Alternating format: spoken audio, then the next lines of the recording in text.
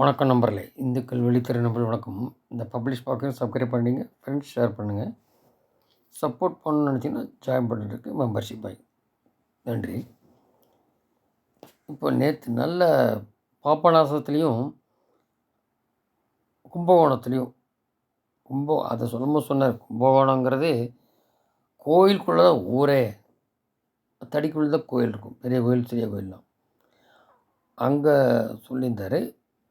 சீக்கிரம் முடிக்கணும், ஏன்னா ஜனவரியில் மோடி வர இன்னொரு 100 தொகுதி. அது எப்படி பிளான் பண்ணுறாங்கன்னு தெரில.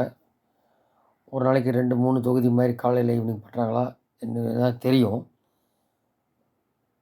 டிசம்பர் முடியுது, ஏன்னா இந்த வெள்ளமெல்லாம் வந்தெல்லாம் நின்று போச்சு. அதில் சொல்லும் போது நேற்று இந்த திமுக ஏற்கனவே வாரி விடுவார், சர்ச்சை பேச்செல்லாம் பேசுகிறதுனால நல்லா வாரி விட்டுருக்காரு.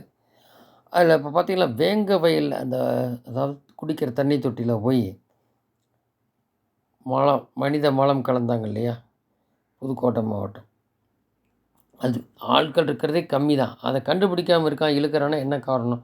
ஒருவேளை திமுக சம்மந்தப்பட்டிருக்கானுன்னு தெரியாது. அது தலித்து ஏரியா வாழ்கிறவங்களான்றது. வேங்கவையில் சம்பவம் நடந்த ஒரு ஆண்டு கடந்து விட்ட முதலமைச்சர் அவர்களே, இத்தனை ஆண்டுகள் நீங்கள் போட்டு வைத்திருந்த உங்கள் சமூக நீதி வேஷம் கலைந்து மக்கள் முன் உங்கள் உண்மை முகம் அம்பலப்பட்டு ஓராண்டு ஆகிறது.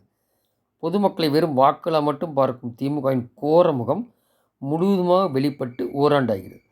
தமிழகத்தில் 30% பள்ளிகளில் பட்டியல் சமூகத்தினருக்கு எதிராக ஜாதிய வேற்றுமை தீண்டாமை நிலவுகிறது. ஆனால் இன்னும் மேடைகளில் சமத்துவம் சமூக நீதி என்றெல்லாம் யாரோ எழுதி கொடுத்து படித்து துண்டு சீட்டு ஸ்டாலின் தெரியுமில்ல. மக்கள் உங்கள் முகத்தை நேராகவே சந்தி சிரிக்குது. இத்தனை ஆண்டில் மத்திய அரசில் பட்டியல் சமூகத்தில் பட்டியல் சமூகங்களுக்காக ஒதுக்கும் நிதியை எடுத்து உங்கள் வாக்கு அரசியலுக்காக வேறு திட்டங்கள் செலவிட்டீர்கள். செலவே செய்யாமல் திருப்பி அனுப்பினீர்கள்.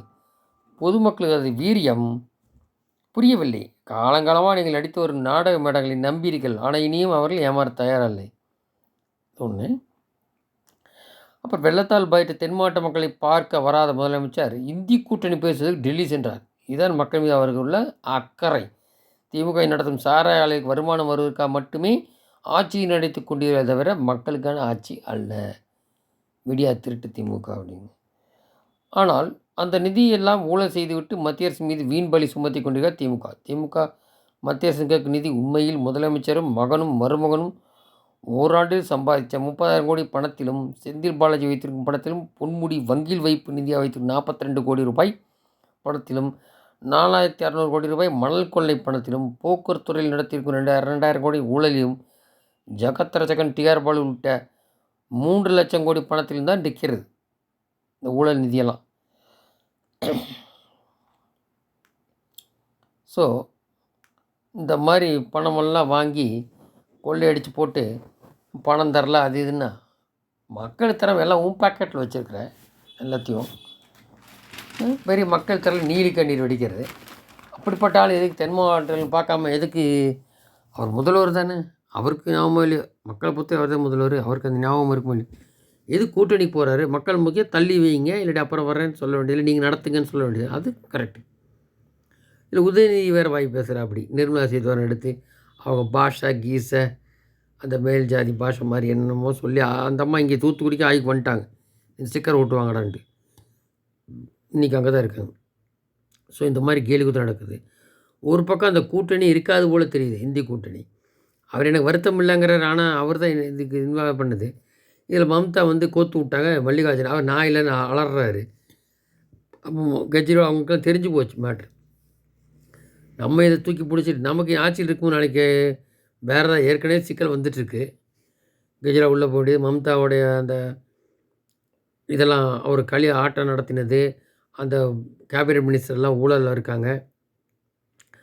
இது நாளைக்கு அவர் வந்துட்டாரு கேட்கவே வேண்டாம். அது தெரியாமல் ஸ்டாலின் யாரோ எழுதி கொடுத்ததும் அது இதுவும் பண்ணிவிட்டு ஒரு நாடக அரசியல் பண்ணிட்டுருக்காங்க. மோடிக்கு நல்லாவே தெரியும். அதனால தான் கொஞ்சம் முன்னாடி வீடியோ பார்த்தீங்கன்னா தெரியும். ஒரு அரசியல்வாதி சொன்னது, ஒரு வக்கீல் சொன்ன சீனியர், இன்னும் 4 தடவை மந்திரி இப்போ போகிற சான்ஸ் இருக்கு இல்லையா, அதுதான் பிளான். போயாச்சுன்னா அதை வச்சு இந்த குண்டு வெடித்து அதெல்லாம் வச்சு ஒரு ஆட்சியை ஃபஸ்ட்டு கலைச்சிட்டு, இது வரைக்கும் கலைச்சதில்லை பிஜேபியில், அதெல்லாம் எத்தனையோ தடவை காங்கிரஸ் கலைச்சிருக்கான். ஒன்றும் பிரச்சனை இல்லை. நான் ப்ராப்ளம் இந்த மாதிரிலாம் இருக்குது, ஊழல் அதை பேஸ் பண்ணி கொடுத்துட்டு பேசாமல் லோக்சபா ராஜ்யசபா பாஸ் பண்ணி சுப்ரீம் கொடுத்துறோம். அதுக்கெல்லாம் டைம் இருக்குது. உடனே அப்படியே கொடுக்கணுன்ற டைம் இருக்குது, பண்ணிப்பாங்க. இதான் நடக்க போகுதுங்கிறாங்க. இது எவ்வளோ வருதுன்னு தெரில. இது கூடி ஒருவேளை ஸ்டாலினுக்குன்னா அவர் பதவியிலேருந்து இறங்கணும். கைது நடவடிக்கை இப்போ இறங்கணும். அது பேசாம பண்ணிட்டாக்க ஆட்டோமேட்டிக்காக அவருக்கும் என்ன உள்ளோ அந்த பலனை அணிக்க போகிறாங்க. எல்லா சமயம் யாரும் உத்தமரும் இல்லையே. பதவிக்கு இல்லை, அந்த மனித நபர்களுக்கு. அப்பளுக்கு அதெல்லாம் கிடையாது எல்லாம். எல்லாம் ஒரே சாக்கடை தானே. அப்போது அந்த மாதிரி பொதுவாக வந்து முதல்வரும்போது அவரை இன்னும் பதவி விட்டு இறங்கணும் அந்த மாதிரி இருக்கும். மற்றவங்களுக்கு ஆர்டர் கொடுக்கலாம், இல்லாட்டி ஆட்டோமேட்டிக்காக பதவி போன மாதிரி போகும். அப்படி இல்லையா, இந்த வேறு மாதிரி இதை கலைச்சிட்டு ஆட்டோமேட்டிக் யாரை வேணால் இது பண்ணலாம். அங்கே சிபி வரக்கூடாதுன்னு போட்டது கிட்டது எதுவுமே ஆகாது. ஆட்டோமேட்டிக் வர போகிறாங்க. அதுக்கும் ஒரு இப்போ இது பண்ண போகிறாங்க. இப்போது சிபிஐ எல்லாத்துக்கும் அமலாக்கத்துறை மாதிரி வரலான்னு சென்ட்ரலில் இந்த மாதிரி பண்ணியாச்சுன்னு யாரை வேணால் விசாரிக்கலாம்ல. மக்கள் அதைத்தான் விரும்புகிற. தென் மாவட்டம் எல்லாம் அசஸ் பண்ணி தான் பண்ணுவாங்க. அதை வந்து உடனே பண்ணுறதுன்றது வேறு. பட் இப்படி வருஷம் கட்டி போகும்போது அது எடுபடும் இல்லையா. ஊழலுக்காக ஏற்கனவே 1 or 2 டைம்ஸ் டிஎம்கே கலைச்சிருக்கு. ஊழல் நீ ஊற்றுக்கண்பால் அந்த மாதிரி. ஸோ இது மாதிரிலாம் இருக்குது. அது கடையில் இப்போ வந்து வேறு நீ ஜெயிக்கிறோன்னு நினைக்க வேண்டாம். அதுதான் பிஜேபியில்.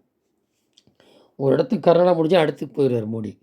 இப்போ வந்து 30 ஆளுக்கு 30 அதாவது ஒரு பேஜுக்கு அந்த வாக்காளர் பேஜுக்கு ஒருத்தர் மாதிரி நியமித்து பூத் கமிட்டி போடுங்கன்னு சொல்லி அண்ணாமலை உட்பட்ட ஆட்கள் இங்கேருந்து போனதில் அவங்க வந்து இது மாதிரி டீட்டெயில் சொல்லியிருக்காங்க.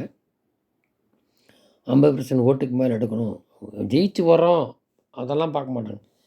திருப்பி ஒர்க் பண்ணிகிட்டே இருப்பாங்க பிஜேபியில். அதான் அதில். ஸோ அந்த மாதிரி ஜனவரி 22 ராமர் கோயில் வேறு கும்பாபிஷேகம் இருக்குது. அதில் சோனியா மாதிரிலாம் முஸ்லீம் ஓட்டுக்காக ஸ்டாலின் கூட கலந்துக்க மாட்டாங்க. அப்போ அதெல்லாம் இருக்கும்போது இவங்க வந்து என்னென்னா எதுவுமே ஈஸியாக எடுத்துக்காமல் வேலை பாருங்கள். போன தடவை 303 தடவை 350 சீட்டுக்கு மேலே வேணும் பிஜேபி மட்டும் அப்படிங்கிறத பார்க்குறாங்க.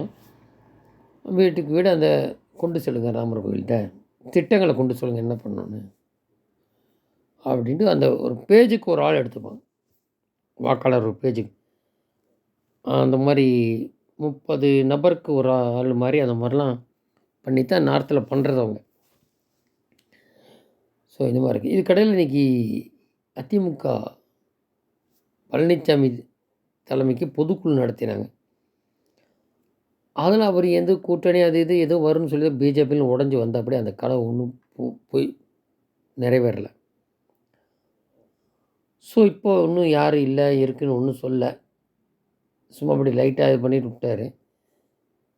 ஒரு வேளை ஜனவரிக்கு அப்புறம் மறுபடியும், ஏன்னா இப்போ அவர் 5% கீழே போய் ஒரு சீட்டு வருது இல்லை வரல, ரொம்ப டெப்த்து கீழே போயாச்சுன்னா அது ஒரு 15 வருஷம் ஆகும் எடுக்கிறதுக்கு, முடியாமல் போயிடும். அதுக்குள்ளே பிஜேபி நல்லா வளரும். ஸோ என்ன ஒரு பக்கம் திமுக எப்படி ஆகுதுன்னு தெரியாது இனி வருங்காலத்தில். ஏன்னா ஊழல் கட்சிக்குள்ளே பூசாலி எவ்வளோ தூரம் உடஞ்சி வரும்ன்றது தெரியாது. ஆட்சியில் இருக்கனால தெரியாமல் இருக்குது. அது சீக்கிரம் கவுந்தெல்லாம் ஆச்சு அப்படி இப்படின்னா சொல்ல வேறு மாதிரி கதை. இது இப்போது ரெட்டையில் இருக்க வழிதான் வழியாக. அதுக்கு ஒன்றும் பெருசாக பழனிசாமி இருக்கிற ரெட்டையிலைக்கு ஒர்த்து இப்படி ஓட்டு வந்துடும், அதெல்லாம் வேறு. அப்போ மெல்ல போய் அவர் எங்கே போக வேண்டியிருக்கும், பிஜேபி நோக்கி தான் போட்டிருக்கும். அவர் முதல்ல என்ன சொல்லி இவ்வளோ சீட் தர வேண்டியது, இப்போ கேட்க முடியுமா? சரி அந்த மிஞ்சி போனால் 15 சீட் நிற்கலாம் கொங்குல அவர். பாக்கி எல்லாருக்கும் எல்லாம் பிரித்து கொடுத்தாகும். ஏதாவது ஒரு முறைன்னா பூரா திமுக வராமல் தடுக்க முடியும். இல்லை திமுக கொஞ்சம் வரத்தான் செய்வோம் 4 முறை போட்டியில். ஸோ அதெல்லாம் டிஸ்கஸ் பண்ணிவிட்டு ஒரு வேளை மோடி தான் வருவான்னு தெரிஞ்சு, ஏன்னா இப்போவே வளர்மதி அந்த மாதிரி ஆட்கள்லாம் ஒன்று ஒன்றா எடுக்க ஆரம்பிச்சிருவாங்க. ஏடிஎம்கே எதுவும் ஆண்ட கட்சி எல்லாம் தான் சொல்லியிருக்குது. அப்போ அவங்ககிட்ட ஏற்கனவே இருக்குது டீட்டெயிலாம், ஐடி அமலாக்கத்துறையில் இருக்கும். அந்த மாதிரி எடுக்க ஆரம்பிச்சிட்டாங்கனாக்கா இன்னும் இதாக போய்டும்னு சொல்லிவிட்டு, கூட்டணி சேர்ந்தாலும் கஷ்டம்தான். பட் எப்படி டிசைட் பண்ணுறாங்கன்றது நமக்கு ஜனவரி தான் தெரியும்.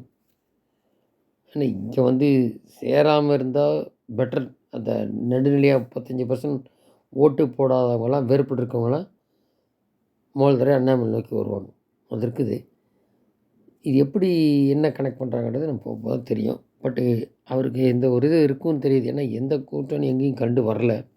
அப்படி நினச்சிருந்தார், இவர் மட்டும் தெரியல, இது வரைக்கும் இல்லை. ஜனவரி என்னன்றது தெரிய வரும். ஸோ பார்ப்போம். நன்றி. ஜெயந்த்.